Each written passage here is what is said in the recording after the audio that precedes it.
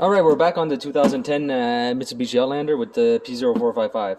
Now, you can't actually get the vent valves from the dealer. They actually come with a canister. So, picked up a used unit from the scrapyard, and this is it. So, what we're going to do first is I'm going to show you guys the resistance of this coil. I'm going to show you guys the resistance of this coil.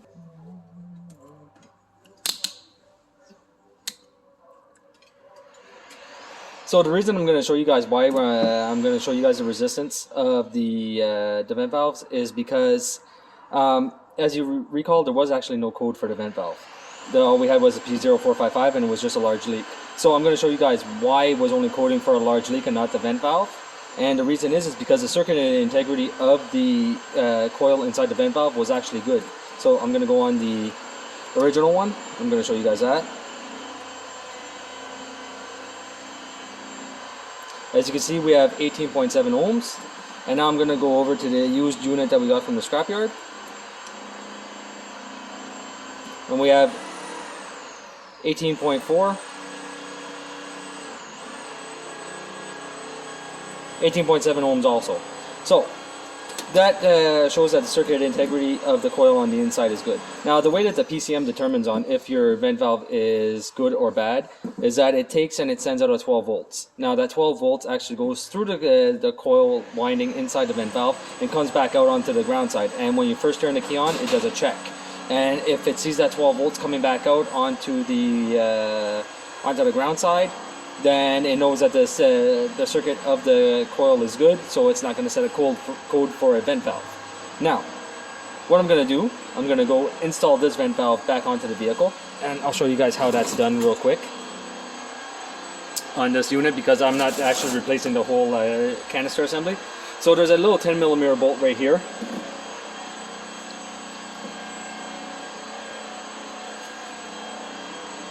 Right there. That has to be taken off in order to remove it, and that's the only thing that you have to do. So instead of taking off the whole assembly, just remove that and we'll be okay. So now I'm going to go back, I'm going to change it, and we're going to do all the same tests that we did into the part 1 of this video, and we're going to see if there's still a leak afterwards. But before that, I'll show you guys that this valve actually clicks, or operates, as I should say. So, the vent valve is right there. I'm going to hook it up to battery positive, battery negative, and we're just going to take a listen. And as you can tell, it works. So now I'm going to go install it, and I'll bring you guys right back. Alright guys, brought you guys inside. I just replaced the valve. I just started the car. The idle's pretty high, as you can see. The check engine is on, but he had the car taken away and repaired for the exhaust noise. What I am going to do now is go into diagnostics. We're going to auto-VIN the vehicle. We're going to see what the check engine is being caused by. More than likely, we're going to have a code for the vent valve, because I explained a while ago. The computer sends out its 12 volts, or is looking for a 12 volt feedback from the vent valve in order to say that everything is okay, and if it doesn't see that, it's going to set a vent valve code. What that code is offhand, I wouldn't be able to tell you, because I rarely change them. So we're going to load this up. That looks good.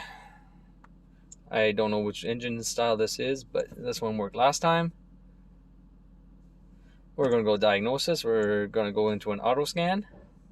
And the reason I have to leave it warm up a little bit is to bring down the RPMs under 1,000.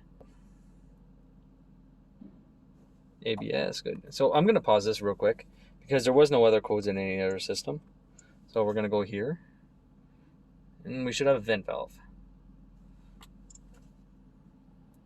or a P0455, or it should be something around there. So yeah, as you can see, we have a P0446, and it's an emission vent solenoid, and that was because I had the system unplugged.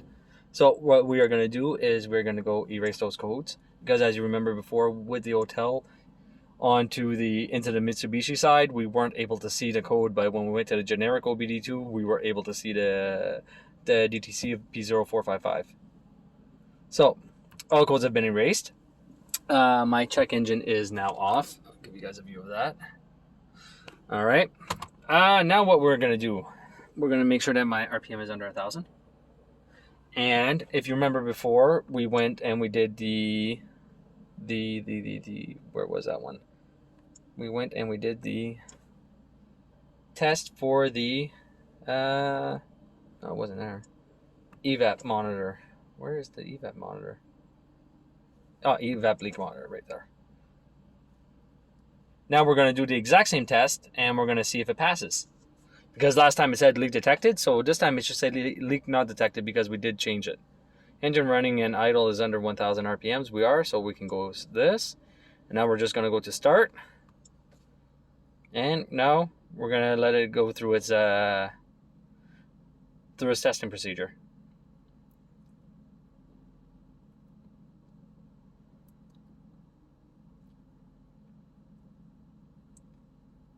I'll keep you guys on this. I'm probably going to fast forward through this part, but I'll keep you guys on the screen so you guys can see what's happening. Like I said, I haven't done anything to the vehicle except for start it, so hopefully it all works out.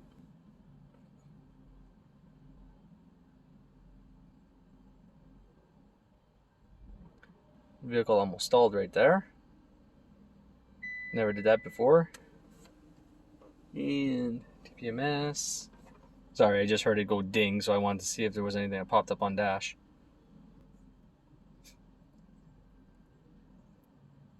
Establishing vehicle communication. And evap leak monitor test passed. So what does that mean? We fixed our issue with the P0455. So I hope that you guys enjoyed this video, and I will see you guys next time.